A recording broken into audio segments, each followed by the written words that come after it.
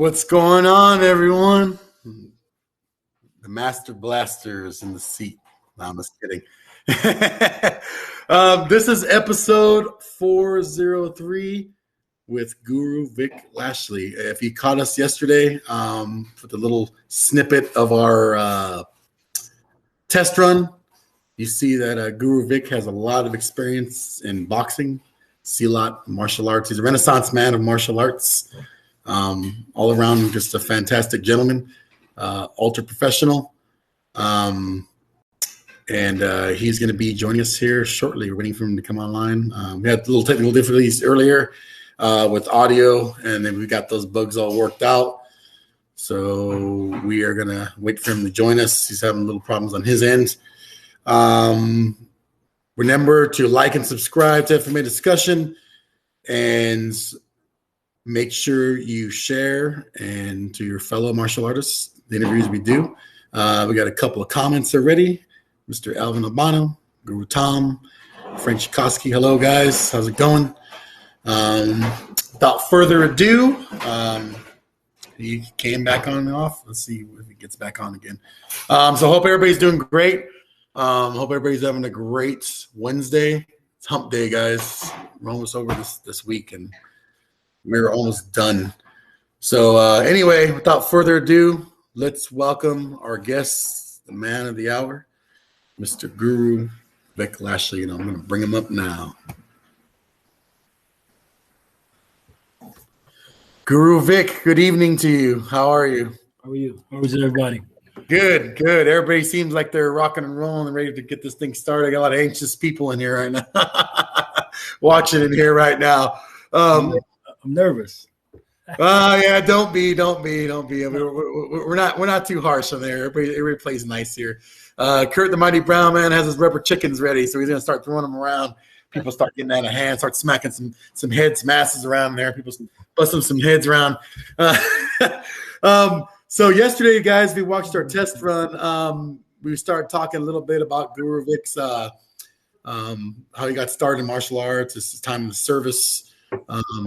Time as being a prison guard. He's pretty much done a lot of things. So I'm not going to waste any time. We're going to go ahead and get started. So Guru Vic, for the people that didn't watch yesterday, I want you to just go ahead and I'll let you have the floor. I mean, I just wanted to just ask how you got started in martial arts, how you got started in boxing, and then we'll just go from there. So you have the floor, sir. I got started, unfortunately, by a bullying incident. I was, I guess a person that had been to incarcerated, older kid, was hanging around at school and extorting people as they passed him. So I was one of the people that got extorted. And this happened for about 2 or 3 weeks. And my mother was like, what's wrong with me? And I didn't know how to explain to her that, I didn't eat that day because that's when they had lunch money back in, my time. So I'm kind of old. But, long thing, one thing led to another. I lived across the street from the boys club, thank God, because the boys club had boxing programs, martial arts programs. I used to go there and just play pool, ping pong. I was a part of a drill team, and we used to drill in the street, but I wasn't a fighter. I wasn't a violent kid. And this one thing led to another thing where, my mother enrolled me into boxing because I was the oldest kid. I didn't have nobody to go to. I come from a single parent household. My stepfather had passed when I was little. I think around that same time, 8 or 9, he passed. And we had moved to New Jersey from Cincinnati, and my real father was in Cincinnati. Long story short, she enrolled me in the boxing program 7 months ago. 6 months after that, I seen a guy. I guess he had got incarcerated and got out or whatever. I don't know. But the story was different. So, I beat him up. And I was like, wow. I paid attention to what my boxing coach. I didn't know at the time my boxing coach was a former professional boxer. He was just, to me, like I am to the kids now, just an old grumpy old man, just some stuff. But I looked up to him. Like I said, his name was Joseph Murphy, and he was a security guard at night and boxing coach during the day. Taught me a lot of stuff over the years. It's been a major role in my economical well-being from things that he showed me in the military and anything else. But long story short, I beat the kid up. Next time I see him, he'd walk across the street. And at that point thereafter, I was never bullied by people. People that bullied me felt the wrath. I felt Joseph Murphy's system more or less, and I was glad and elated that I was more confident. He showed me how to get in shape. I used to watch Ali on TV and black and white TV back then, and watch his movements and everything, incorporate that to my system or style of boxing, and I just kept going from there. So, and sorry, go ahead. So boxing, like for you at an early age, was more of a matter of not survival, but I mean, it's something you had to do to keep the bullies away. So it's something that you just gravitated towards and just kind of stuck with because you have an extensive boxing experience. So people that are watching, they could see obviously the value, which we already talked about yesterday, the foundations of self-defense, boxing, grappling is definitely a foundation for, learning how to strike, how to punch. So obviously it seems like you kind of found that out. A kid got his ass whipped pretty much. And he found out that he was, you were not the one. So that was good. So at that time when you started doing your boxing, what made you like want to gravitate towards other martial arts? Was it, I know you said you were in the service, so obviously you went into the military, and then that's where you said, like, I think yesterday we're talking about you found out about other martial arts. So if you could explain to like the audience, like your experiences when you're in the military, why you enlisted, and and about what experience you had when you're in there to getting into martial arts, exposure you had. Okay, can I do that? But can you ask me first in reference to what led me to the martial arts? I used to watch Aaron Banks, and he used to do those martial arts shows. Master Breaker, Derek Jeter, all these people. Well, I saw a fight between Little John Davis and also Tyre Cassell at Madison, where I were the sports, Madison Square Garden. And that, when I saw that around the same time, Bruce Lee popped out on the scene, and I was impressed with also Tyre Cassell, the way he fought from the ground and fought a guy standing and, sweeps and takedowns, kicks from the ground. That impressed me. But also, Bruce Lee impressed everybody back then. Chinese Connection came out and I was hooked, but I didn't want to do karate. I was more trying to find somebody that knew anything about the Jeet Kune Do system. But I did karate because that was all that was there in my town of Asbury. So I did Waterloo karate, and I studied with a guy named Is feedback. Oh, okay. I studied with a guy named William Burnham. They call him Big Bill Burnham. And he was a 4th degree in Waterloo. He was a nationally ranked point competitor. And I studied with him before going into service. So that was how, that's how that started. Once I got exposure. Once I got in the service, it's like every duty station, I was looking for some place to train, either lift weights, box with people, train with people. I think when I went to Fort Huachuca for basics and AIT, I used to just lift weights with Samoans. A big group of Samoan guys was, at that time, I could lift like I was lifting 365, I think, then when I went into service. So I got to 400 with them. I was kind of a super jock. When I was in boot camp, I came out number 3 in the brigade in push-ups and I could drop and do 1,000 push-ups. And I used to try. Oh, wow. I used to try. Damn. Yeah, I heard of Herschel Walker doing it, so I said I'm gonna try to do that. And that was my goal, to get that. I had 22, 23-inch arms back then. I was really a studly. I just love the arts, love training, and I love being prepared for bullies.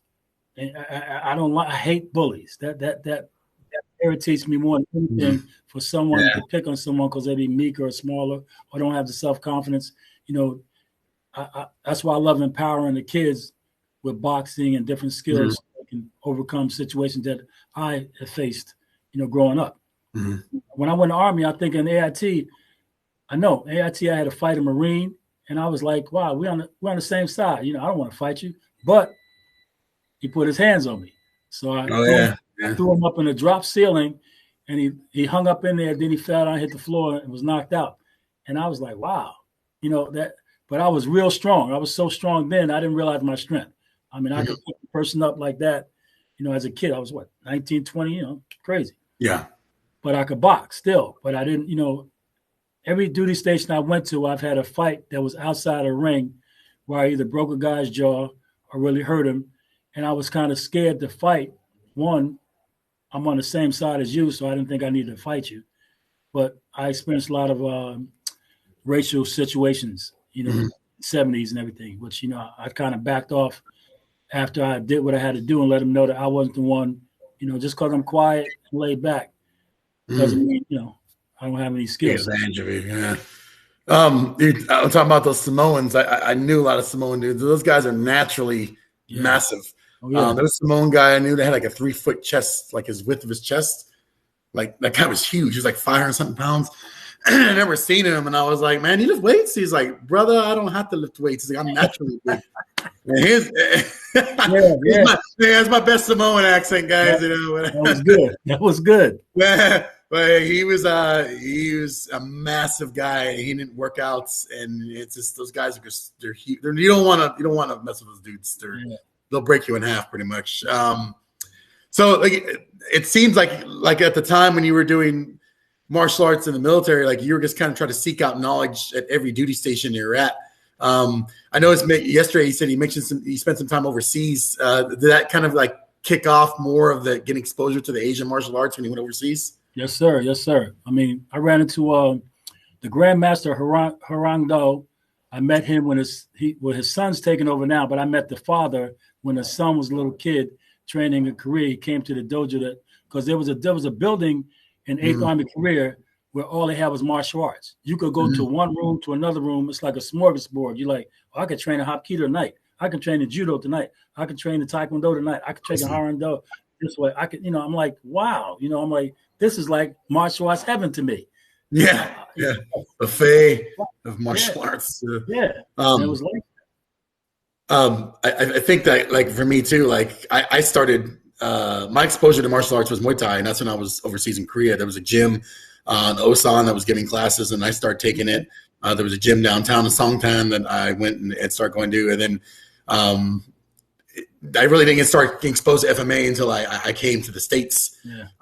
There was one guy that kind of exposed me over there, a Filipino guy, and I really didn't think too much of it until I came to the States. Was more of my exposure to it. But it sounds like, you had the whole gamut, and you're lucky to experience that, to have the whole gamut of all kinds of different arts.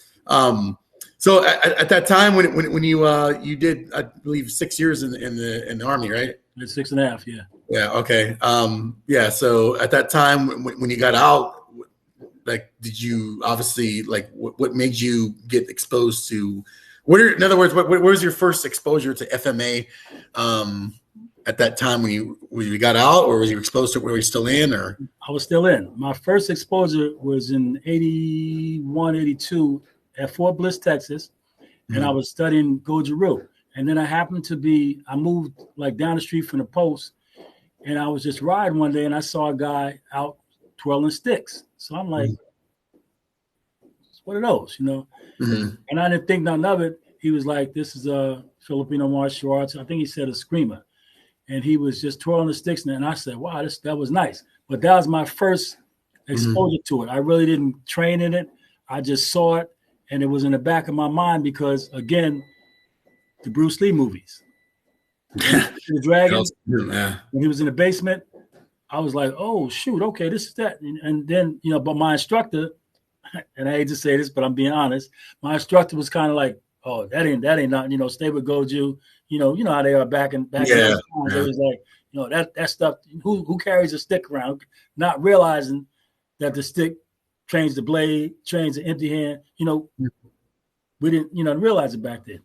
So that was my first ever seeing anybody in the States doing it. That was like 1982. And I was so upset because later on I was like, wow, what if I had started back in 82? Yeah. I was like, wow. Okay. The funny thing is, like, everybody, and you're right, everybody I've talked to, their first exposure to martial arts, who they always mention, Bruce Lee. Oh, I saw, The Game of Death. I saw Fist of Fury, Enter the Dragon, and Enter the Dragon mostly is like the movie people remember. But that's their first exposure for a lot of people and it kind of like puts them in awe, and empowers them, like, I can learn that and I can do that. So it's like, I've heard that so many times of the people I know that started martial arts, that Bruce Lee was such a big influence. Did you ever do any JKD when you were in? No. My JKD exposure, legitimate JKD, came with Rick Tucci. Rick Tucci at Princeton Academy of Martial Arts, 1989. That was a legitimate Jeet Kune Do school who held seminars and camps.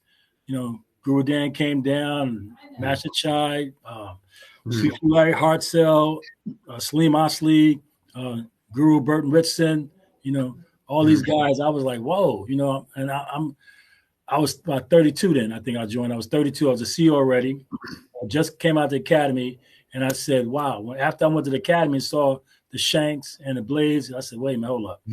I need to get something more, knife based. I need to get the knowledge of this knife because I'm gonna be going inside the walls, and you can't. The superintendent told me, he said, you can't kick nobody in the head. I heard you're a martial arts. You can't kick nobody in the head. And I'm looking at him. Automatically assuming, I'm just gonna do kicks. I'm looking at him like, I can box too, but I didn't say nothing. I just like, okay.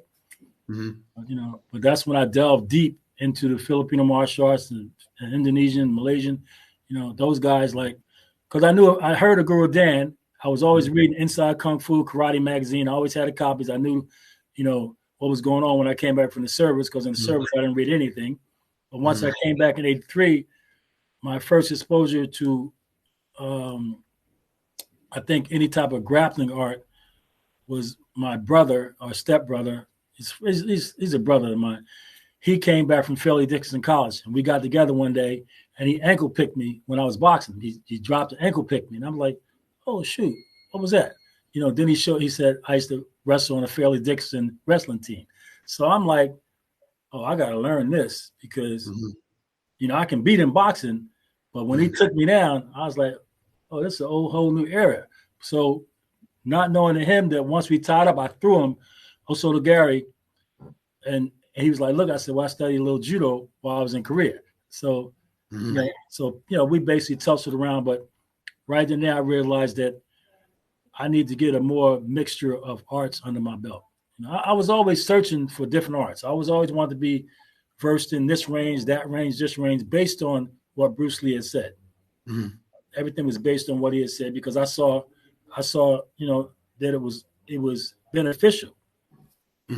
Not only, you're a serviceman. We can shoot, you can laws, grenade launchers, all that stuff. But I was always worried if I got into a situation in war where we were deployed in hand-to-hand situations, I got to be ready.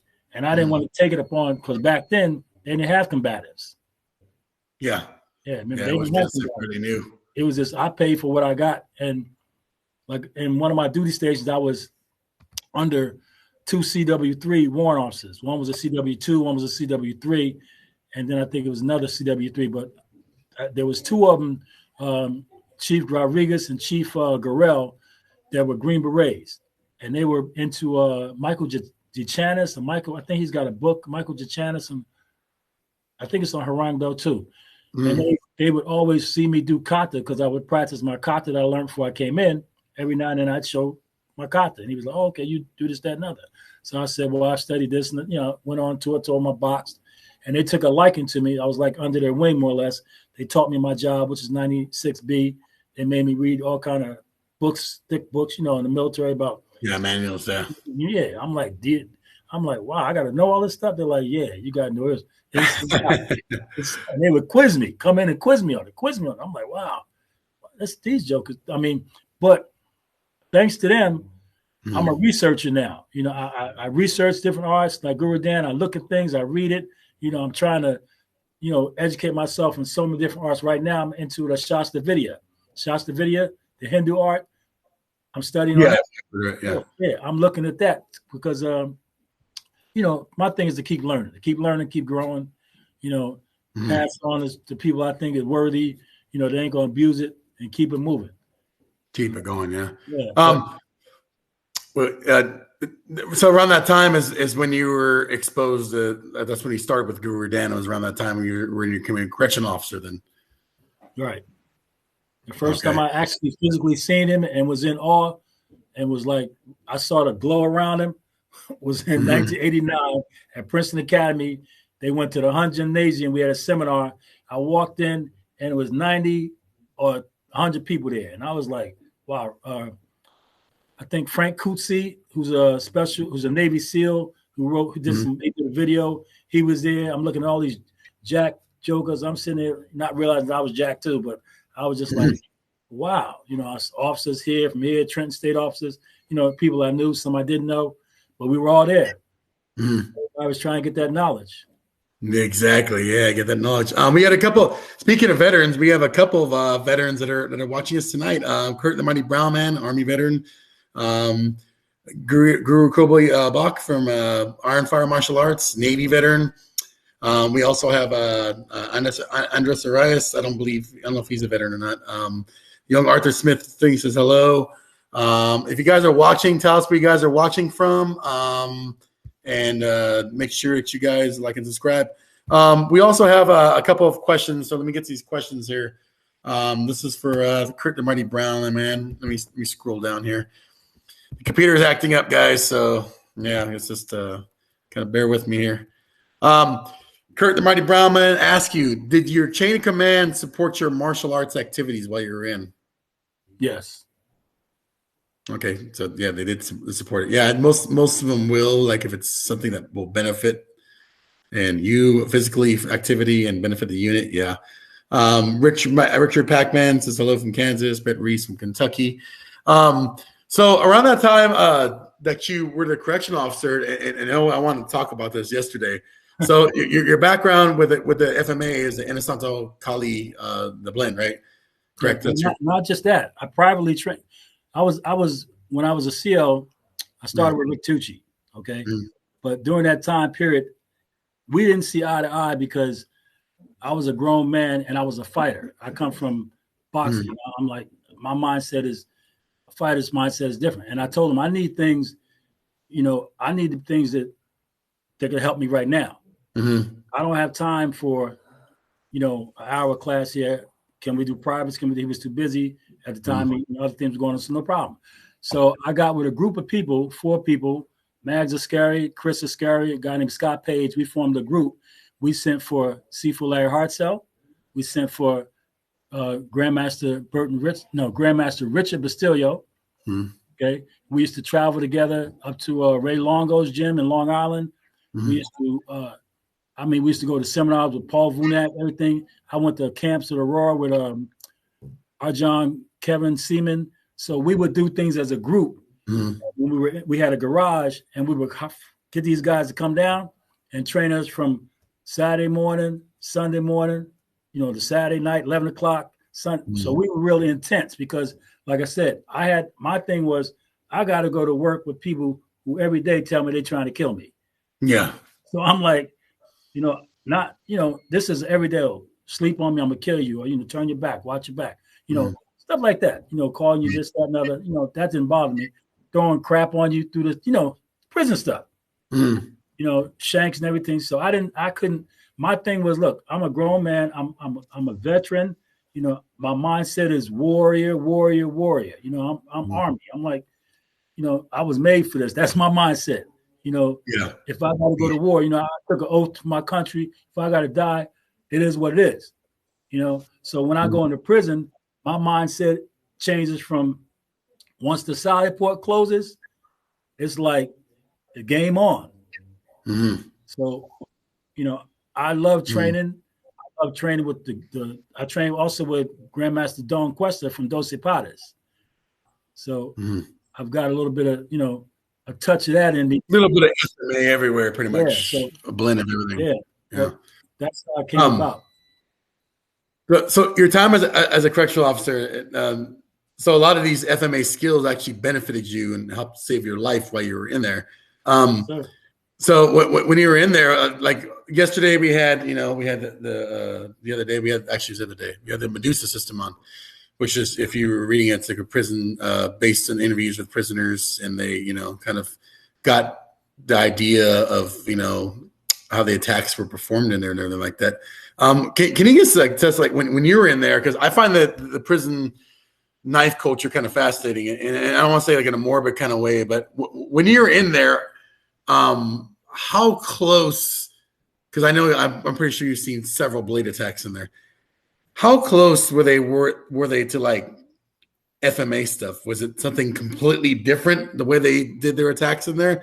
Was it kind of like, did you see any kind of like, not FMA influence, I but seen basically something a lot of the scissor motion, the stabbing, stabbing, yeah, a lot of that type of stuff. I didn't see no, slashing, hacking, it's mostly stabbing, yeah, I didn't see all that. It's like, yeah.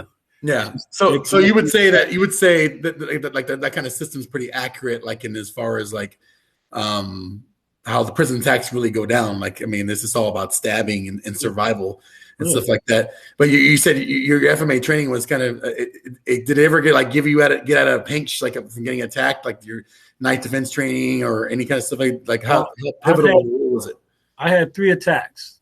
One, I got cut on the hand, and the other 2, I was able to put a wrist lock on him, evaded, hack his hand, come into a wrist lock, take him down, take the shank from him, and afterwards he went to the hospital. So I'll just leave it like that. Yeah. But the one where I got cut was I was trying to break up 2 inmates from fighting, not realizing that one had a shank on him.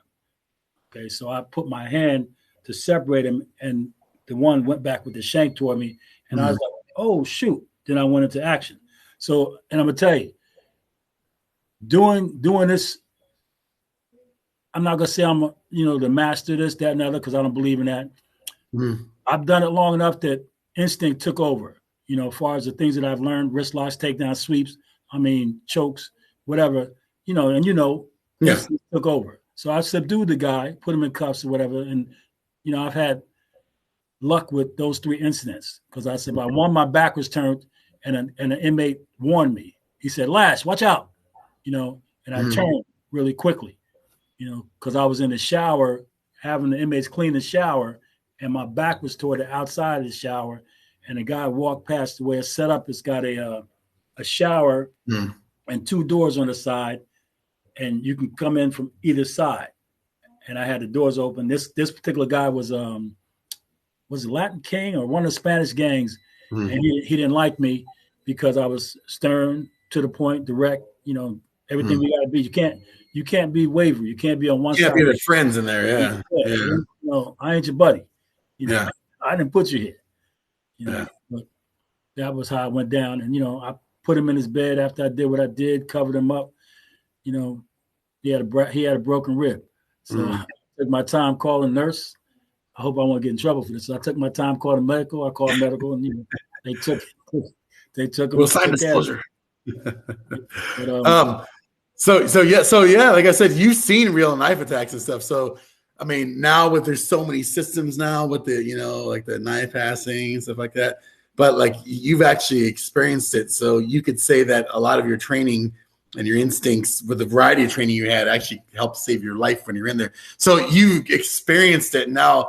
So did you take any of those experiences you had there and incorporate in your training now, since you've had that real life experience, and just pass on to your students, to pressure testing, what you've seen in there to make it more valuable? Yes, sir. Yeah, because all the time I talk about my experiences. I even went to my instructors and told them, what I experienced, and we went over stuff and scenarios, and because there's to me it's theory, and then there's application, there's reality, and I try to tell people, the blade don't lie, the shank don't lie. Yeah. It's going to tell you if you got it, if you don't, and if you don't, you better pray to God you get nicked. Yeah, exactly. I bring it up. I was on a wing. I think I was either changing shift, coming to work, changing shift. Before I got to the wing, they rolled the guy out. He had 91 stab wounds, the officer. Oh, damn. The whole wing stabbed him up. And they didn't use shank. They used pencils. Shit. Yeah. Anything they can grab. That right there, to see that was like an awakening call. So everything from that point on, in corrections for me, if you move the wrong way, I try to take you out, because I don't know. I can't take that chance. Yeah, you can't. Yeah. I'd rather write the report later, but you ain't going to be doing that no more. You got to go home at night to your wife and your kids. Yeah, exactly. We have a question from Kurt the Mighty Brown Man. He says, can you explain the difference between a fighter's mindset and a martial artist's mindset? A fighter's mindset, depending on his rules. To me, your mindset is based on the rules. You can do only so much. To me, a martial artist, that's a warrior.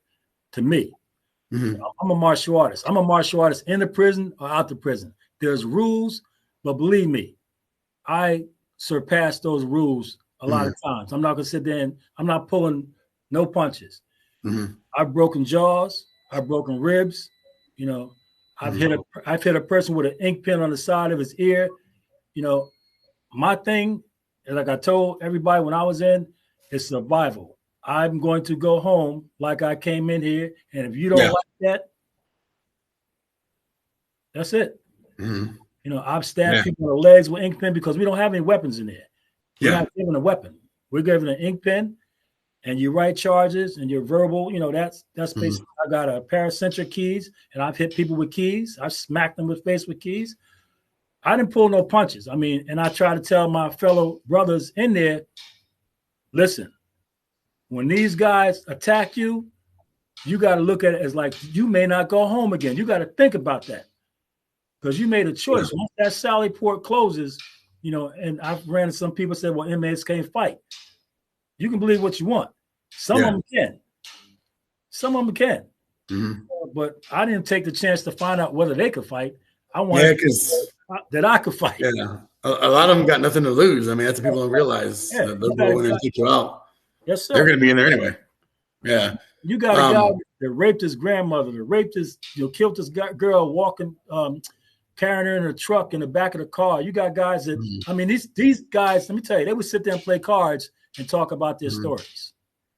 And I would sit there and be like, well, what they did. Yeah. What the? Yeah. Yeah. Yeah, exactly. And the criminal mindset, like I said, I interviewed a guy who was in, I think we talked about this today, it was in Pelican Bay and Soledad, for California. He did, you know, like I said, he took some people out in there. He didn't really elaborate on it. I mean, he didn't have to, I knew already.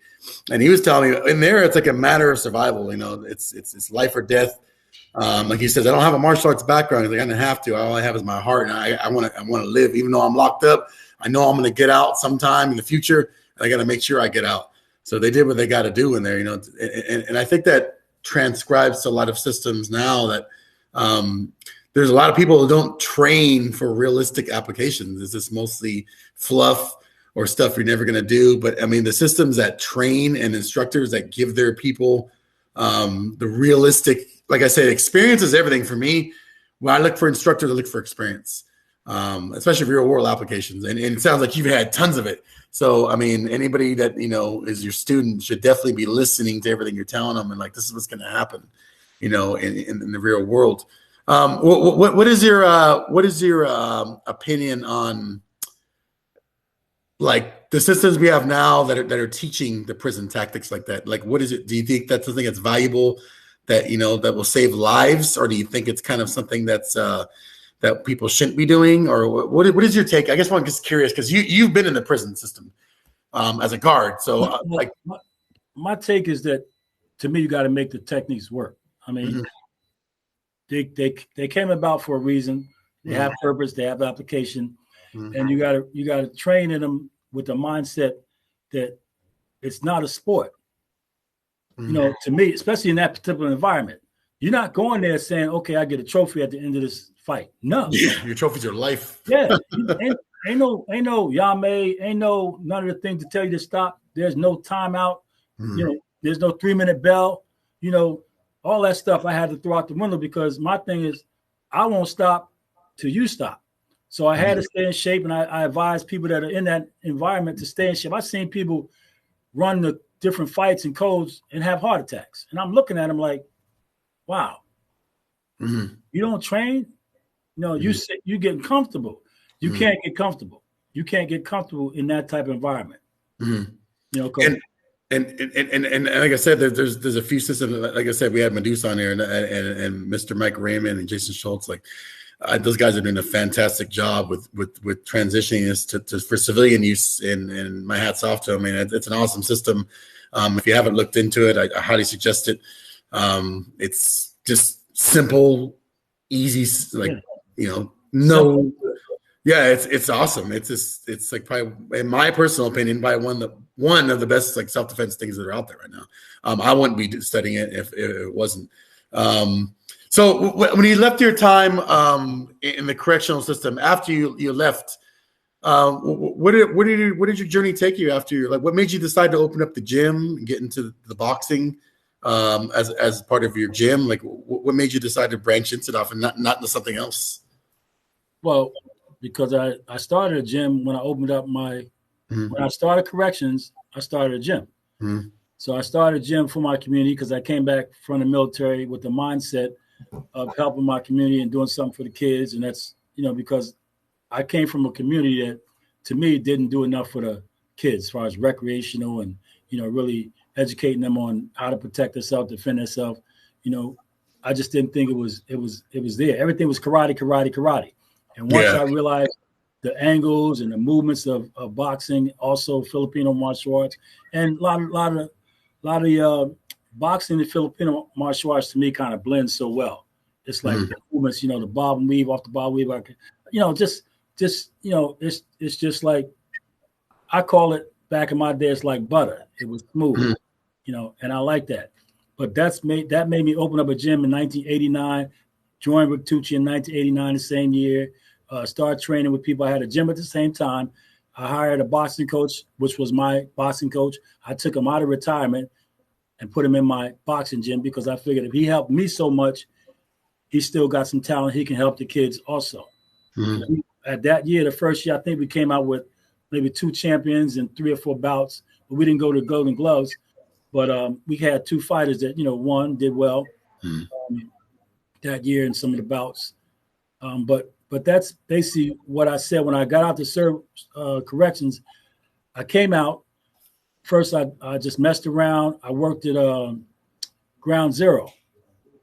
So I worked 1.5 years in construction at Ground Zero because I saw what I saw on the TV, and I was like, I got to do something. Mm-hmm. I'm sitting there. I'm like, my brother was a superintendent in New York City, so I called him, couldn't reach him. A week later, I reached him, and I went up there and said, yo, you all right? Yeah. So I went up there to volunteer. I volunteered for like 2 or 3 weeks. They saw that I knew what I was doing, and they asked me, did I want a job? Because in the summertime, growing up, I used to work construction with him. Mm. So I did that for 1.5 years, saved my money, and then said, I'm going to get back into doing what I love to do. Mm-hmm. To me, it's like a God has given me a gift to be exposed to Sensei Eric Paulson, Hartzell, Bastillia, Anasanto, Burton Richardson, Vut Kemnark, Master Chai, all those people that to me, I look up like, yo, these are the people. Yeah. So I said, it's a sign. It must be for me to be in this particular environment, this type of, environment. So that's what I did. I opened up ICAT again. And my first time I opened it up, this time, I opened up inside a Taekwondo school. It's funny because I went there, I negotiated a deal with them, said I wanted to teach martial arts. They said, okay. So they gave me the time, the hours. So within a month and a half, I had 9 kids boxing. I had 15 kickboxing ladies. I had 4 personal training students in Salat. And the partner of the owner said, I didn't know you could do all that. So I said, you didn't ask me. I just said, could I have a business here and start martial arts? So he said, you got to go. So I said, why? He said, because people are coming to you and they're not coming to me. Being a hater. I was like, wow. I said, what? I got the kids. He said, I don't care. You got to go. I was like, what I'm going to tell it? It broke my heart to tell those little kids that I had to close, the program. Mm-hmm. But it didn't. It broke my heart. But I went out to another town, which was like 10 minutes away, Ocean Township. Talked to a gym owner and started teaching there. He let me teach in a small room, and believe it or not, that move was so beneficial because that's where I met my wife.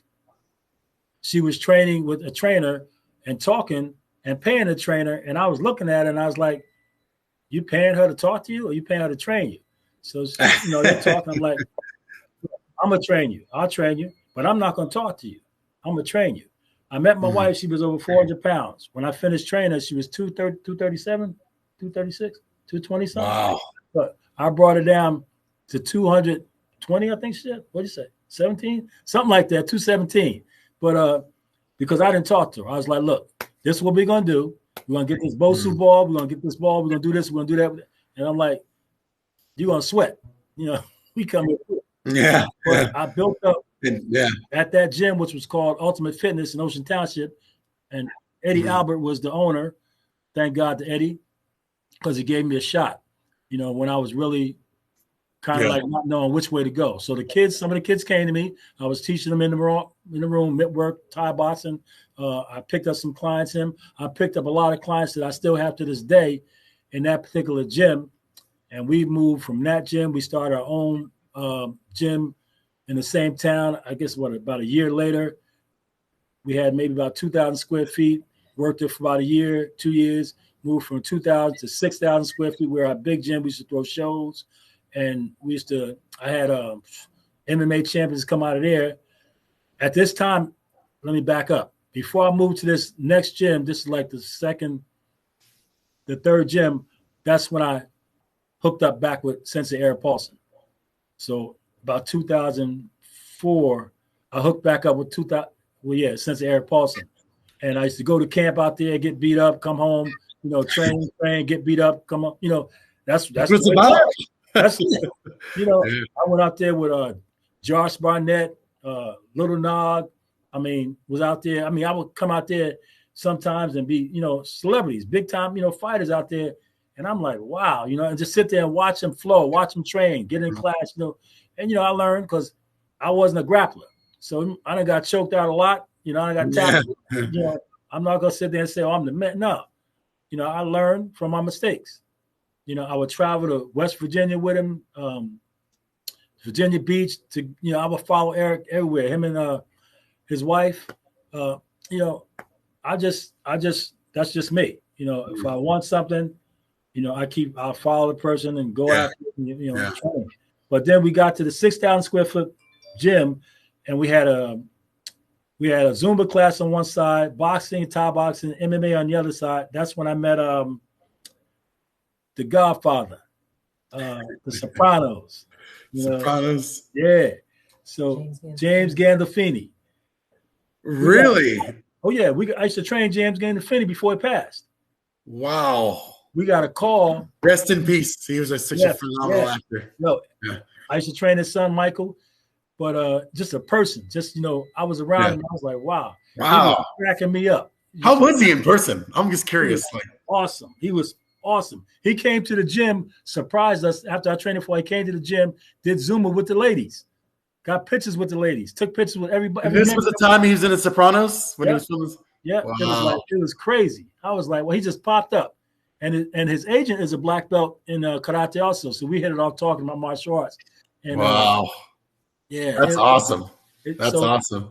This whole thing, this arts that we're in has been such a blessing to me, life-saving. It's just exposed me to so many people. I'm going to tell you, when I'm around Eric Paulson is an encyclopedia.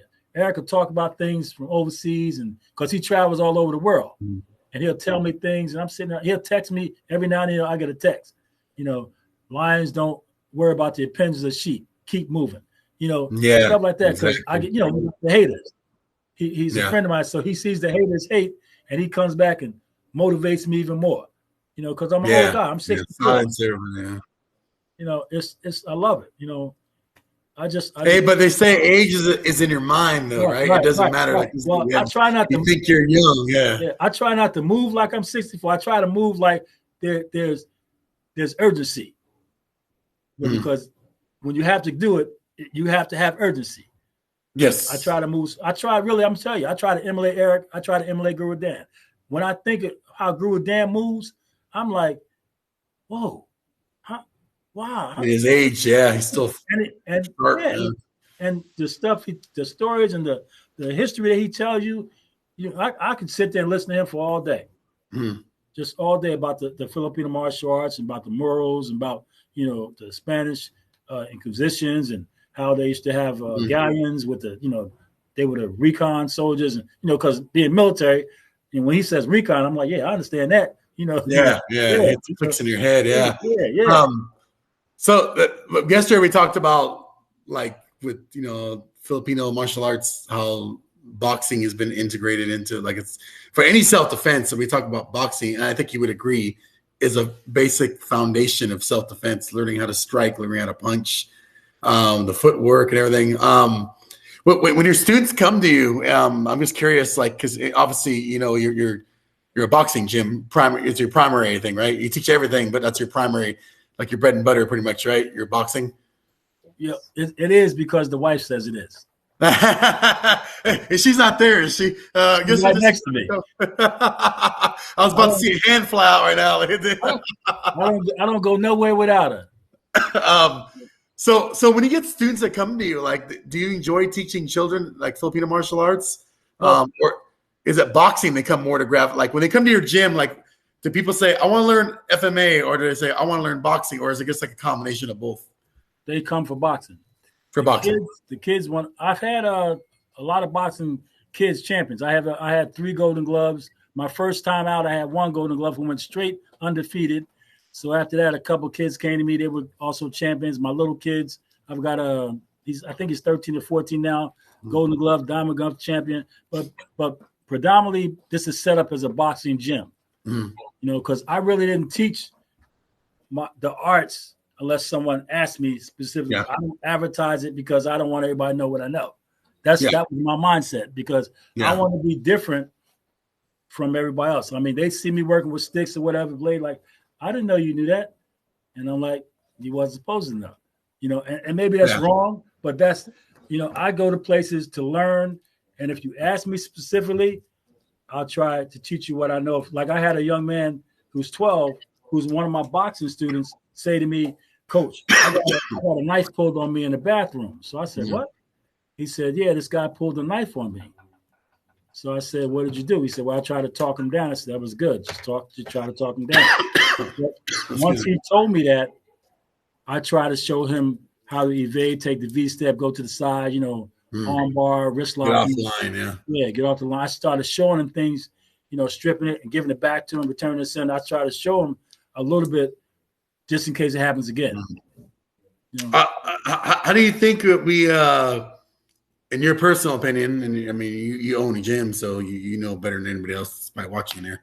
How do we get more people involved in FMA? How do we get more kids, more women to come into a place like yours and be like, I want to learn Filipino martial arts. I want to learn stick. I want to learn knife.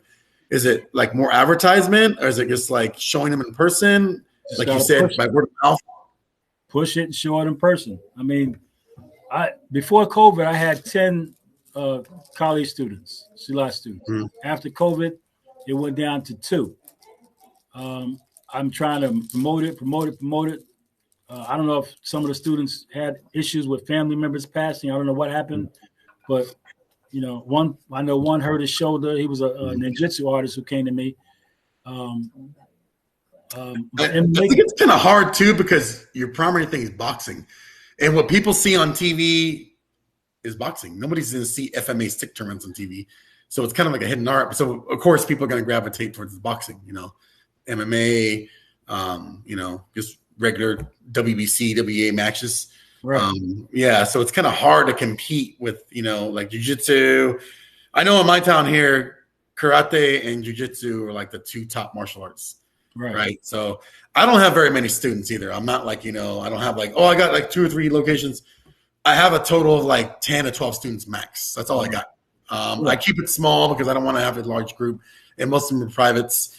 But I feel that I try to advertise in the past, like, come do FMA, and people gravitate towards the weapons. I think you could agree to me, like the weapon use, but it's kind of hard. It's like when you got MMA, jiu-jitsu places, Gracie Barra is here. They got a faction out here. They got a lot of different MMA, Wild West MMA, and people see the cage fighting, because I know I did lose. I'm going to say right here on live, I did lose 2 students. One girl went to go fight semi-professionally cage fighting. The other one went to go do jiu-jitsu. She said it just gravitated more towards her. And it was hard to keep people there, even though the sticks and the weapons were there. It was just hard. They didn't want to come back. They're just like, well, I don't really want to do that. Like it's like you said, I can't carry a stick on the street, but they're not realizing like, hey, I'm showing you this translates to empty hand. This translates to this. This translates to that. But it's just the appeal of I think social media and TV, MMA, boxing, MMA, UFC. It's just gotten ingrained in everybody's head, and some people just like they just want to gravitate toward that, which is cool. Everybody does their own journey, you know what I mean? But I wish there was a way that I think it, like you said, it starts with the kids, right. Getting them in young, and then growing up with the art, and then progressing to furthering themselves. Like this is what you can reach if you achieve, if you stay with the art. You become an instructor, you can go to this level, that level. So I think we're both on the same page. Like we both agree that it starts at a young age with getting the people in there, right. And stuff in there. We got some more people watching. I don't want to ignore people. We got a lot of comments in there. I got to go backtrack now, guys. Sorry, just we got carried away. We're having a good conversation, so we're letting it flow. So let me go back. We have a couple questions. Kurt the Mighty Brown, man, stop asking questions, man. No, I'm just kidding. Brett Reese, he says that you must have eyes in the back of your head and be aware as well as able. The knives are less common than fist fights. Don't ask. He also says prison guards have been traveled around more lighthouses than most would ever travel around telephone poles, if that makes sense. Okay. I'm not sure if I got that, but okay. Kurt the Mighty Brown Man says, as a question, how do you heal and manage past all the violence and trauma you've dealt with in the prison system? How do I heal and manage? That's a great question. Well, one, I meditate. Two, I believe in God. I mean, really believe in God because I've seen things like you said. And I think that because of my military intelligence experience, psychological warfare training, and things of that nature in Fort Knox, Kentucky, has helped me to keep my mindset. Because I remember I said earlier, I had 2 Green Beret instructors. So when I saw their chests and their medals, when they put their Army greens on, I was like, these some real deals. They were Vietnam vets, and they would talk to me and get me ready for whatever they thought I was going to have to go through. So that helps me. And plus I grew up in the projects. I've seen people get shot at an early age. Things that have happened. I've seen a guy come home and, I didn't see the shooting, but I was like 20 feet. He lived away from me and shoot his wife like it was nothing, but it's just the mindset, my mindset is different. And a lot of people said I was kind of crazy in the prison. They said, you crazy as us. You just ain't get caught. Well, you gotta be, you can't be the timid, like, you gotta have that strong lion heart, and mindset. You want to go home that night with your family. Obviously, you gotta. If you gotta be an asshole about things, you gotta be strict. It's prison. I mean, believe me though, after I would leave the prison, I would go in the car in the parking lot, and just chill, and think of what happened. Pray and just decompress and just be like, wow, because sometimes I didn't think I was gonna make it out of there. Some things I made it out. I can't understand how I made it out. I'm like, wow. I was in a riot one time, and they were rioting in front of me, and I had to get to the door to get out. And I was like, wow, I got to get out of here. This is, they were fighting all around me. I started walking toward the door, ducking, bobbing, weaving, leaning punches. I got to a certain point. They just opened up and said, Lash, go ahead through. I went through. They closed up. I turned around, was like, looked up to God and was like, whoa, what really happened?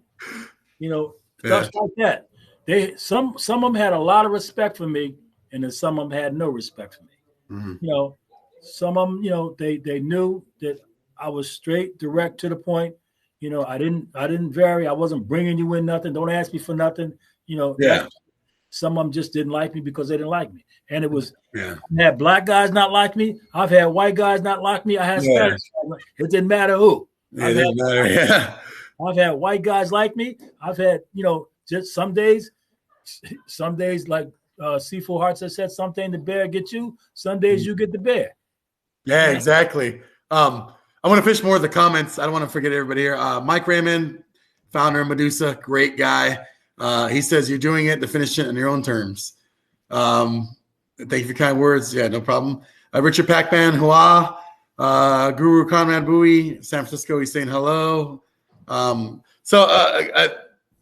back to like we talked about your time in the prison, being a prison guard, opening up the gym and stuff like that. So there's a couple other a big question I have. Being a minority myself, I know I don't look white, and everybody's just say, "I thought you were a white guy, man." I'm not white, so let's get that all out of the air now. How do we get more minorities, like African Americans, Latinos? How do we get them into? Well, not because boxing is primarily minorities, but in Filipino martial arts, we're just going to single this out. How do we get more minorities in FMA? How do we get them in CLOT? Like, what can we do to attract them? Like, what do you like tactics to use, like to bring more students of of color? Like, hey, we got boxing, which everybody knows already, but check this art out. Like, what do we do, like as a community, to bring more minorities into the arts? What we do here, we have summer camps. So in summer camps, I expose them to the Filipino arts. I expose them to MMA.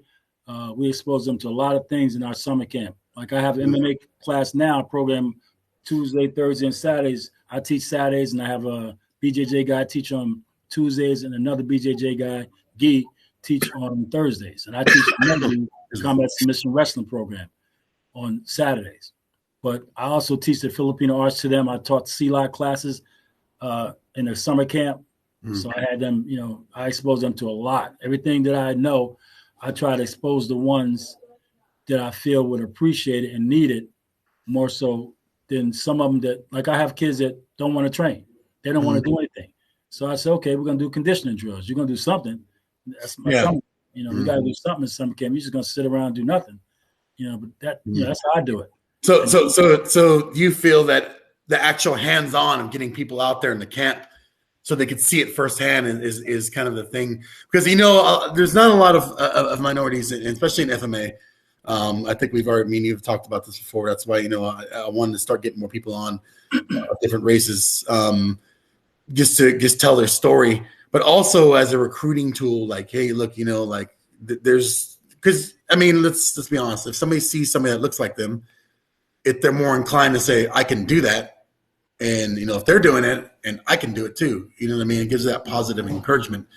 I know I do have a friend that teaches FMA, and teaches in Spanish, because not everybody understands English. And some of the people he teaches were migrants, and they want to learn martial arts. He started this program here in El Paso, to get some of the people that just came here and legally into the United States, learn the language, but get them active in the community by teaching them martial arts, not FMA per se, but just like jiu-jitsu, Muay Thai. But it doesn't really matter as long as people, minorities especially, are involved in the arts. It doesn't really matter what art they're doing as long as they're doing it. So I think for me personally, that's my personal opinion. When people see people that look like you, they're more inclined to go in and do those arts. And I don't know if you would agree with that, but I just think that's like a good recruiting. I think what you're doing is fantastic with the camps. That's getting people exposed. And like I said, it instills confidence in them. And it also gives people that are in troubled areas and neighborhoods a way out. This is something positive. Obviously, martial arts, they're violent. Yeah, we know that. But it instills confidence, discipline. It gives them a purpose. I've taught a couple of people who came from a disenfranchised background, abusive backgrounds, minorities, and they told me, like, after we're done, like, I look forward to coming to train with you, even though it's like an hour. It gives them something to look forward to and go back home, and it gives them confidence, and they look forward to coming next time. Next time can we do this, can we do that, it sticks. And these are like, some preteens, some people like 19, 20, 21, but still are out of their teens, but they still got a sense of purpose, like to come and train. So that was really great. I think you're doing fantastic with the camps. And like I said, I don't know, like in your area, if it's like predominantly minority, like where I live at is, probably it's in Mexico. Already you lived here. It's probably primarily Hispanic. So, there's some, I know I talk Spanish, which I do. So I'm open to everybody. But I think that's great. That was a great answer as far as getting minority crowds in. So with your gym and everything, like, what do you go from here? What's like your future goals? Like, what do you want to do with your gym? Well, I franchised it, so hopefully we can get some franchises across the country where I'll come out teaching our way of teaching boxing. Mm-hmm. And if they want to, well, the thing about it is we're the anti-franchise franchise of martial arts. Mm-hmm. So that being said, is you have to have a boxing base, but your curriculum you decide to put around that boxing base is up to you. Mm-hmm. You know, but it has to have a boxing base because that's what I have here, a boxing base. Mm-hmm. So I want to definitely have everything coming branching off of boxing. They can have BJJ or they can have CSW. If we have CSW, it'll be under Eric Paulson. If we have catch wrestling, Eric Paulson, or Snake Pit, we got FMA, okay, in there. You know, whatever they want to do, you know, because I want them to feel good about what they're doing and the way they set it up. We can come out fitted out. I can help them with locations if need be. You know, give them. They got to keep the color scheme. That's the only one thing really. And the business wise, my wife will help them set up how they, you know, business runs and everything. That's all. You know what I mean? Your wife sounds really instrumental in this whole operation. So kudos to her for helping you in getting this all, you know, established and stuff like that. When you teach FMA, and this I probably should answer this question, or I'm kind of going backwards. This is live. That's what we do. We let the conversation flow. Yeah. I know for me personally, and I'm always throwing myself in there. I'm not the guy being interviewed. You are. You're the man of the hour. But I'm just giving my little tidbits here of my own personal thing. Ethical obligation to teach knife. I know Guro Dean's like talked about that before. Me personally, I don't teach anybody knife until I vet their background. I have to wait till they're a certain age. Do you feel the same about that when someone comes up to you in your gym and asks you, hey, I want to learn, you know, you raise the red flag with me when someone comes, I just want to learn how to knife fight. But I don't want to learn about sticks. I want to learn empty hand. And I've had some people like that, and I turn them away. Yeah, you know, I just want to know how to knife fight. Like, I don't care about other stuff you're teaching. Well, then you need to go somewhere else. Because for me, the moral and ethical obligation is I'm not going to train you off the street. I don't know knife techniques, you know, stuff like that. More efficient way to kill people. I mean, anybody can kill you with a knife, but I mean, why give them more efficient means to dispatch somebody if you don't have to, you know, to vet them? So do you believe in that and vetting people like that? Yep. And I don't teach kids.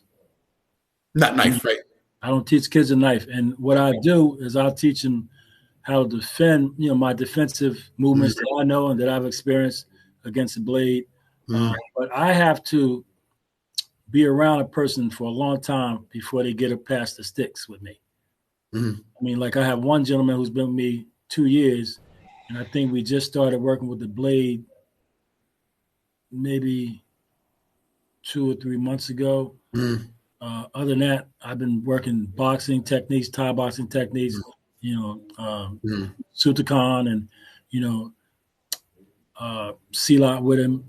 But I don't really put a blade in a person's hand until I see their mastery with the sticks. Yeah. Everything starts with the sticks. Yep. Lines and everything. Foundation. Yeah. And their footwork, because they have to be able to get off the line. Prime example, I'm the type of guy, some of the things I used to do, I used to train with people that said, oh, I train Silat. And I'd hear about it. And I said, okay, well, let me go train with them. You know, I'll go train, see how they doing, you know, act like I don't know nothing. And I've done it a lot of times. Or I'll go train with someone who thinks they know a lot of stuff, and I don't say nothing. I go into class.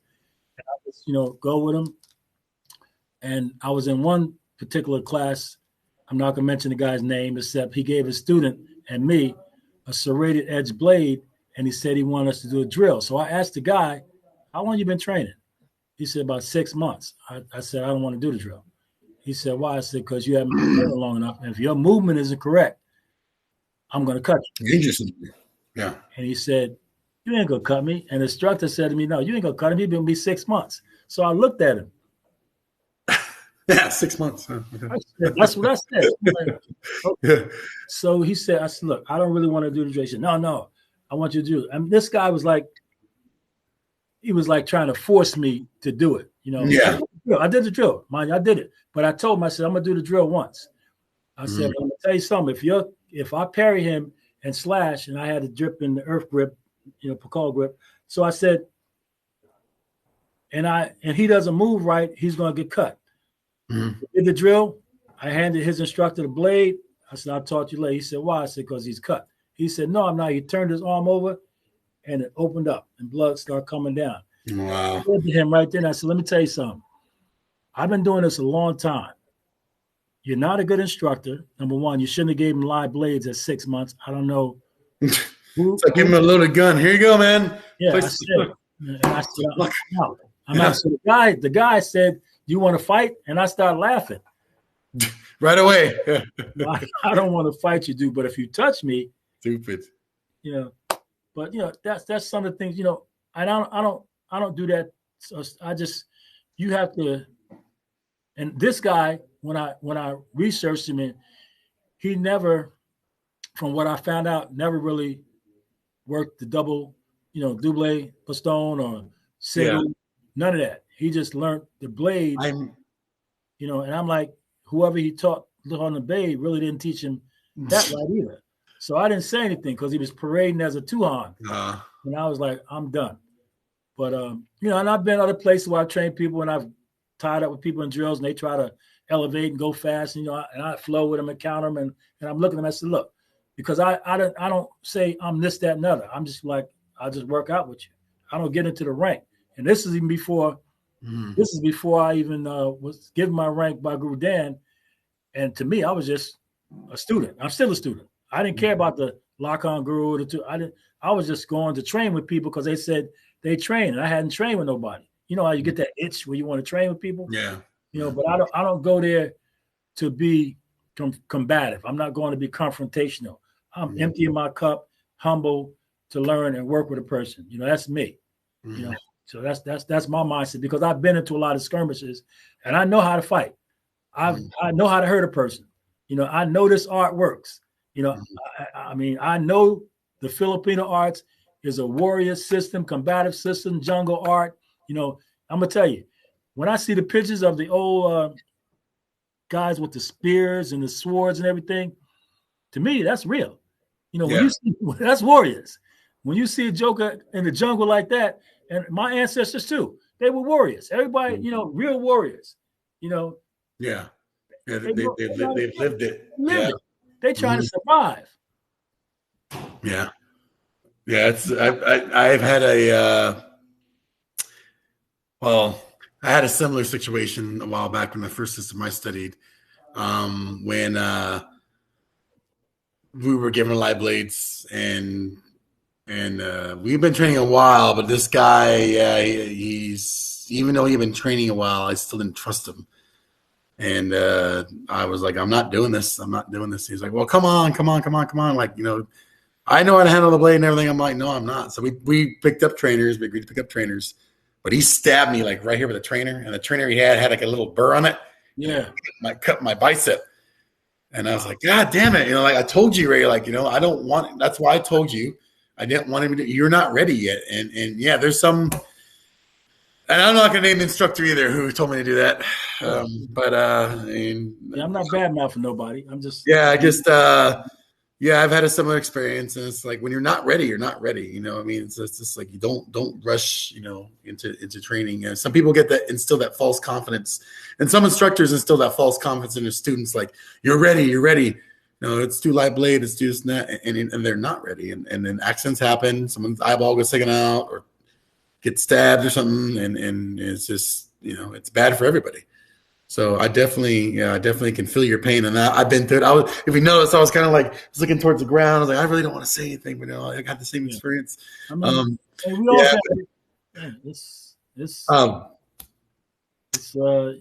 happens in the community. It does. And like I said, Freddie Houston asked, who was it? We're not gonna disclose who it was. Freddie, you know who it was. Oh, I didn't know you know him, so yeah, but he knows me. Andrea Soraya said, "What the fuck?" I'm gonna go ahead and say it. And a couple other people. Brett Reese says, "Honor your history, but no disrespect or comments. Shaking your hand one day, be cool day."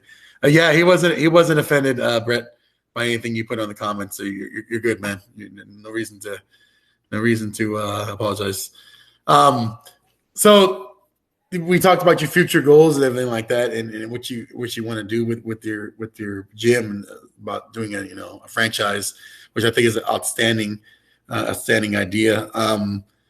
So like for you personally, like we talked about your business and your gym, what are your personal goals? Like you personally, without in your martial arts journey, what do you want to accomplish? Do you want to train other systems? Are you just kind of content where you're at? Do you want to get more rank in other systems, or is this kind of you're content where you're at? My goal is to hopefully be successful enough to where I can go to Cali for at least a month and train with Guro Dan while he's still here, breathing and living and loving life and looking good, and to train with Eric Paulson without having to teach anybody. Just go there and just get a hotel and just be a student and get beat the heck up and learn as much as I can while I'm getting beat up, because I want to do this like Guro Dan until I'm done. This is what I want to do. I love doing it. I want to learn and get more information. Like my curriculum that I teach boxing is based partly on what Joseph Murphy taught me, and Sensei Eric Paulson taught me, and Sifu Larry Hartzell. Sifu Larry Hartzell taught me how to do the mitts. He taught me my focus mitt stuff, and some of my boxing stuff. He and Guro at the time, Bastillo, because Bastillo was a boxer. I don't know if you knew that. That's what I heard. Yeah. Guro Richard was a mean boxer. So when he used to come train with us in the garage, we used to spar. And he liked my boxing skill because I dropped a couple people in that garage a couple times. He was like, "Oh, liver shots, body shots." Yeah. No, hooks. I got a mean hook.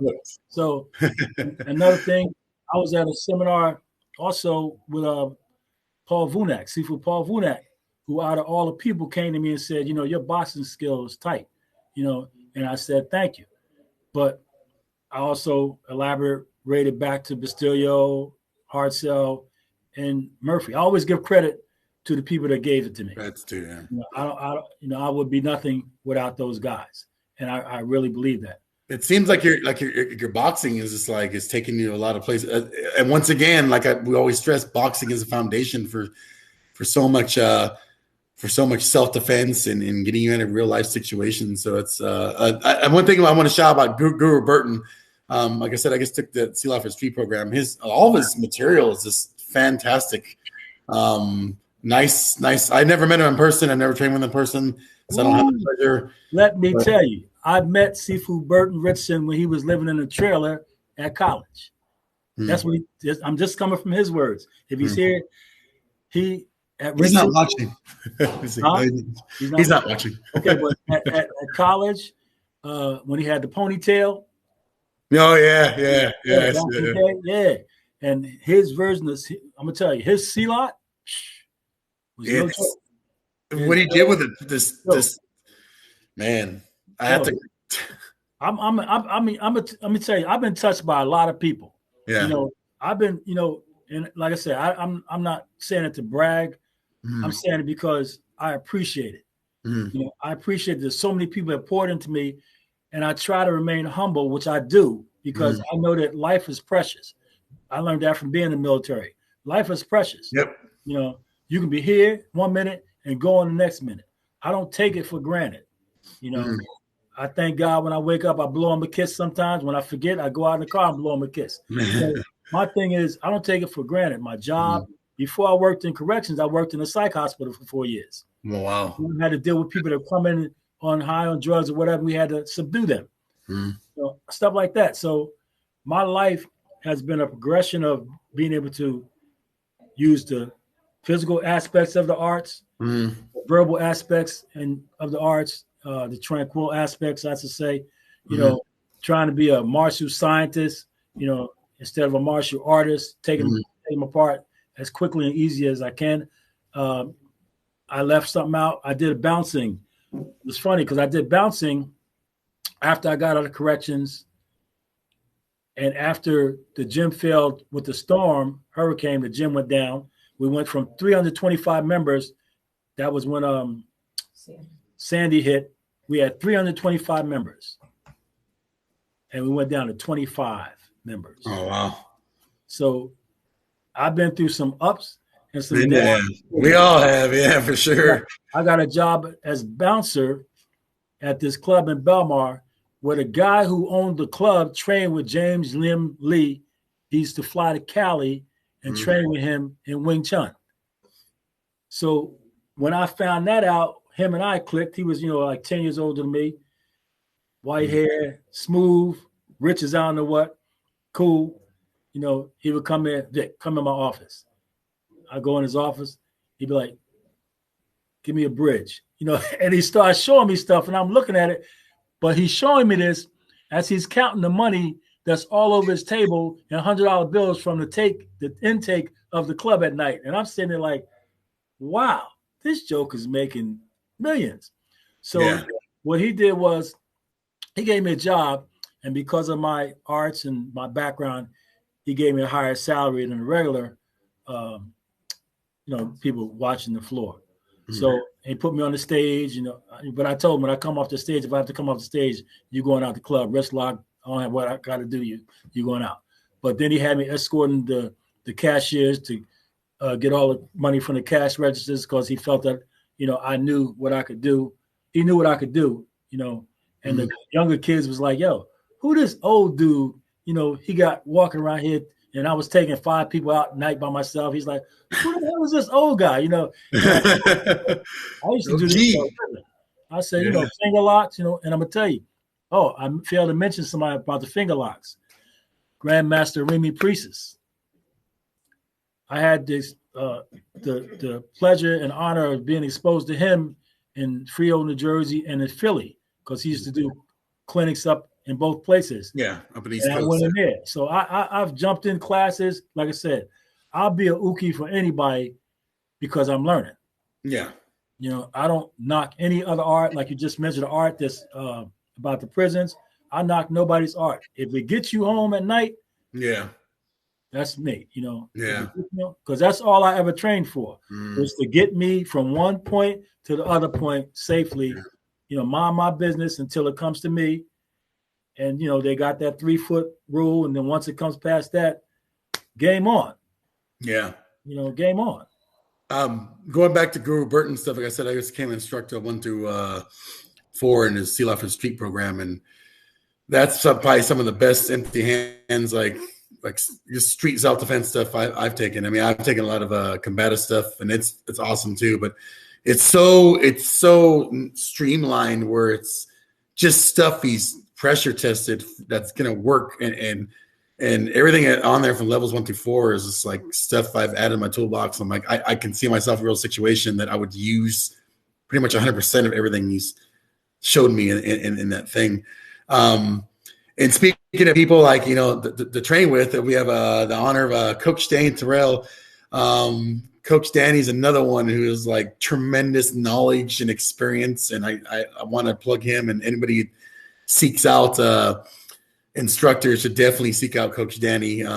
He taught me the Dirty Dozen in the garage, and I still haven't mastered it yet. I've been practicing occasionally. But he showed me a lot of stuff in the short amount of time he came to visit over here. Mike Raymond leaving a comment. He says, Guru Vic, train with us. You'll love it. I highly recommend Guru Vic if you're looking for, it's not all hype. It's not us just trying to sell a product. Medusa is phenomenal. Just the effort that Mike and his son Seth put in, and Jason, it's just, I would encourage you to take it. I mean, you're going to do what you want to do, but a lot of people have been taking it. It's really awesome. So if you want to reach out to Mr. Raymond's, I would highly reach out to him and just check it out. I mean, if you like it. Guru Chad says, hello, gentlemen. Listen to Miami. Brett Reese, rest in peace. Richard Bustillo and Asanto. Next Paul will grab the project. Talks. These dudes are together and discuss the table all together as one. So it seems like you've got to just the gamut of like the holy grail of martial artists like Eric Paulson, Larry Hartzell, just Guru Dan. Yeah. Like you've been lucky to do. I mean, I've had a couple I've had all those great people, but I mean, I have equally great people I've met through here, and had people come by and visit, and yeah, it's just you've had everybody though, so the experience is definitely, it tells itself. I mean, it's just been definitely great for you to go and experience all those people. You do what a lot of people are never going to be able to have a chance to do, because unfortunately we're mortal people. We all die, and a lot of those people probably won't have chances to train with people like that, like you've had the experience to train with. So you're definitely blessed. Guru Chad says fighting teachers isn't luck. Coach Danny says, how is it that you and him have never met? I don't know, Coach Danny. Maybe you didn't go where he was at in New Jersey, or maybe that will change. Maybe you guys do a seminar together or something, or you're gonna learn boxing, or where's he at? Coach Danny, he's kind of around everywhere, all over the United States. He's living in the nomad life, retired life. So he has like a nice setup where he's able to travel with an RV and stuff like that. And he's pretty dispatchable for anybody, anywhere, pretty much. He can go anywhere. He came through here last year, and we had a good time. We barbecued. I like the barbecue. You already see my post already. And we talked. We did a little training. So yeah, he's definitely awesome. One of the top guys I've met. A couple other people on here I'm looking to meet. There's a lot of people watching right now, so these people are probably gonna be hitting you up after the interview and wanting to visit you and train with you. And that's what it's all about, guys. Like, we get people on here and we give them, the stage and let them tell their story, and hopefully they get exposure and people will seek them out to be students or to learn from them. We all can learn from each other. So I'm kind of glad that we got you on here, Guru Vic. Wanting to get you on here for a while. Sorry, apologize for the lagging. Probably should have got you on sooner. It was my bad. But we had so many interviews, and we got a lot of people. Coach Danny says you guys have trained with a lot of the same people. So you guys may have ran in some point. He may have been somewhere I was at, but we just didn't meet up. Yeah. I mean, when we go to Biscuit. There's so many people there, you can't meet everybody. I mean, if I can meet all these cool people on here, Guru Chad is another phenomenal. I've never met him in person. Hopefully I will. He's really nice, and he's really professional, and I've met Coach Jenny, Eric O'Brien. Man, sometime we got to meet too. There's a lot of people. Guru Vic, we got to meet sometime. I'm a lazy ass. It's probably my fault. People are like, you need to get off your ass and go visit these people instead of like dreaming. Look at Guru Dean came to train last month, and we just met on FMA discussion, and he came to train with me here in person for like 4 or 5 days. So that was one I had to check off my list of people I met and trained. Kurt the Mighty Brown, man, got to come to Alaska. Yeah, he's another great, phenomenal practitioner. Really smart guy, has a lot of great ideas. The rubber chicken, the spork. I mean, he's done things with the rubber chicken that you would not believe, man. I mean, he got some badass techniques with the rubber chicken. So, has any of these guys ever trained with Jeff Jones? Tri-State. Can anybody leave a comment if they trained with Jeff Jones? He used to be a Thai boxing champion when he was at Princeton Academy of Martial Arts. He was young in college then. And I'm waiting to see if people will respond. Stan Walker, hello from Tennessee. How you doing? Yeah, I'm still waiting for somebody to respond. I guess maybe nobody's trained with them because nobody's left any comments on here. But yeah, it's like I said, you've done things that some people are never going to be able to do. So I'm jealous of you. So I'm admitting that now on FMA discussion. I'm jealous of who you got to train with. I'm gonna say something to you. I feel fortunate to be able to have trained in the arts and to be able to have used the arts to see if it really worked without having to go to jail. Because you got that shield. Yeah, most of us don't get. We don't have that. I have 2 willing participants. Coach Danny says he's heard of him but never trained with him. Oh, okay. So he's the only one who's responded. This has been phenomenal, Guru Vic. I mean, just your thank you for sharing the. I know I didn't want to dwell too much into the whole prison thing because, out of respect of you, maybe you don't want to visit some of those things. But I'm glad you got to share what we did with our audience for what you've experienced. I really appreciate you coming out and telling us that. I'm hoping that our audience will take what you've said for your time dealing with prisoners and trying to incorporate some of that stuff, even if it's a little tidbit, into their own training. Like I said, I'm going to go ahead and one more time. It's like a broken record. Plug Medusa. Really check out Medusa. It's really a good system. I'm going to check it out. I think you'll like it. Reach out to Mr. Mike Raymond. He's the founder, and he'll get you squared away with the training. I like it. I mean, I started taking it and really got onto it and started liking it. It's very simple. It's, a lot of the prison-based tactics with mixed in with, stuff. But the manual is available online in the PDF format you can purchase. So I'll let Mr. Mike Raymond you reach out to him, Messenger, and he could probably message you that. Kurt Bright Man says, thank you. Great interview. Thanks, man. Appreciate it. Thank you for your service. I forgot to say, thank you for your service, Guru Vic. You've done a lot for it seemed like the public with your public service with corrections. Your time in the military. So thank you. I want to thank your wife. She's off camera for setting this up. Special appreciation to her. Now she's on camera. There she is. Hello, ma'am. Thank you for setting this up. Thank you for helping Guru Vic out. You're an awesome woman, from what I can tell from Guru Vic. Much respect to you and everything you did to help him out with his journey and help him everything out with stuff. I want to say that now.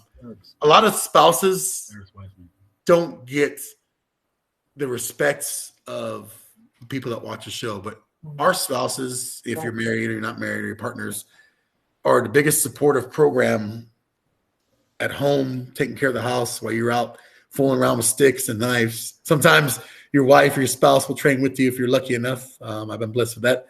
But I want to give a shout out to them. Every time I do an interview, I like to give a shout out to people. Last time I gave a shout out to the audience and the crowd, because without you, FMA discussion is nothing. You guys are the ones who put us here, who get these interviews out. But tonight, I want to focus on the spouses. So thank you, man, for all you do. Everybody that's watching, if you want to go home and be the nice guy and, thank your wives. I'm not a marriage counselor. I don't claim to be. I'm not a relationship guru. I'm not trying to tell you if you're divorced to get remarried or go find, a side piece or something like that. That's not the intent here. The intent here is to find out who you have and to thank them for supporting you in your journey. I want to give a special shout out to them. Not just wait till Mother's Day, which is what I believe next week. So thank you, spouses, for all you've done for us. Ungrateful men, some grateful. Appreciate you all. And I think our viewers appreciate your support. And a lot of spouses watch the show too. So if you're watching your spouse, thank you. But this has been great, Guru Vic. I appreciate your time. We're definitely going to have you on again in the future. I'm already brainstorming some ideas of shows I want to do with you, collaboration with another martial artist that kind of fits the same category of what you do. So there's a couple. Kurt the Mighty Brown Man is into boxing a lot. So I think maybe I smell the collaboration show with Kurt the Mighty Brown Man and you, Guru Vic, if you're down to do it. Yeah. So anyway, guys, don't think I'm getting soft because I started. I could still be an asshole. So don't let's not let that slip, guys. I'm still that blunt guy that everybody always says all the time, like, oh man, you're blunt, you're too real. Why don't you liven up a little bit? Hey, this is life, man. We can't be pretending, put a mask on. Just because I'm on here, I'm not going to put a mask on and pretend somebody I'm not. So what you see is what you get. So on that note, thank you, Guru Vic. I appreciate it. Thank you, man. I appreciate it. Thank you. Like I said, our goal here is to start getting more people of color. And we have 2 more predominant African-American martial artists that are going to be coming on in May. Sidigu Odette Russell. And her husband, Siju. I can't pronounce his name. I don't want to butcher it. Sijo. Sijo Mutaka Beer. Yeah, there you go. You said it for me. Just in case he's watching, he won't be like, hey. So we have them coming on in May. We're just working out a date. Mr. Damon Stiff, his African martial arts is coming on. He's going to talk about his blade work, capoeira.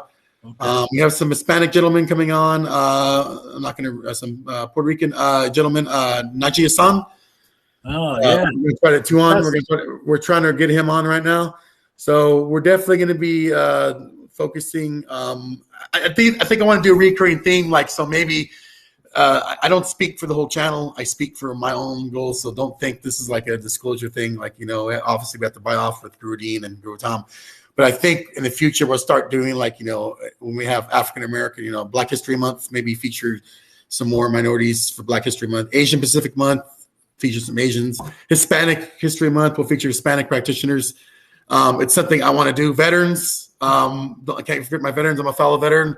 We got to start getting more veterans on here. So the show is going to definitely evolve for the better, and we're going to start getting some more obscure arts. So look forward to all that. But yeah, Sitagu, I've been trying to get on for a while, but we had some problems with her schedule. She has a unique knife system. I think she's a strong African American woman, and I believe that we need to have her on here and tell her story, and hopefully people can see her knife work, which is phenomenal. And I've seen some of the videos she sent me, and like she's definitely a deadly woman. You don't want to encounter her and get on her bad side. So I'll try to remain respectful and humble and polite to her, so I don't get my ass handed to me. But I don't want her husband, breaking my neck either. So it's like, I got to be. Got to be in the up and up, right? I have tremendous respect for her, though, and that's why I was trying to get her on for a while. But like I said, the schedules just didn't click. But now we're talking again, and we're getting things set up. So more to come, guys, on that. But Guro Vic, I won't keep you any longer. I know it's late over there, ma'am. Thank you, appreciate it. Thank you, sir. Thank you. We will talk again, and we'll keep in contact. Okay, thank you. Appreciate you. Yeah, appreciate you too for all your time. Thank you for sharing your stories, and we'll definitely have you on in the future. So I want to wish you guys a good night. Thank you. Good night. Good night. Take care. Good night. Night. Well, guys, that was great. This is going to be, like I said, a recurring theme. We're expanding, diversifying, and family discussion. We're still keeping with that blade-based type of arts. We're going to try to get some more obscure arts that you've never heard of before. Get those people to tell their stories. Some more African-American practitioners, some more Latino practitioners, other Asian groups. Like I said, we're not being racist. We're not saying that, we can have people of white descent or Filipino descent. Obviously, the Philippines is the mother. It's from the Philippines. It's the mother art. But I'm just saying there's a more broader community out there that we're going to, our veterans, there's so many veteran practitioners, guys, so many. Coach Danny, right now watching, Kurt the Mighty Brown Man, myself, just other veterans on here, Guru Colby, Navy veteran. We need to get him on here, so we're gonna do what we can to have these recurring theme style shows. And if you have somebody you like to be on the show, please message me directly or Guro Dean or Guro Tom, and then make for suggestions, and we'll reach out to them and try to get them on. So who do we have next? I'm going to get my ass off here because Guro Dean has a test run here at, I think, 9:15 Eastern time. I don't know who exactly the guest is. And then we have our guest list for May will be coming out. So we haven't really designed it yet or put the people on there yet. But we will have that list out to you probably for the next week or so. Like I said, we're trying to get Sitagu Det Russell and her husband. I think you guys will like that. And then we're trying to get some other great practitioners. So please support the people we mentioned tonight. Guru Burton, Coach Danny in his seminars, support him. Mr. Mike Raymond, Medusa, please check it out. Badass system, very effective, simple. Support these people in the arts.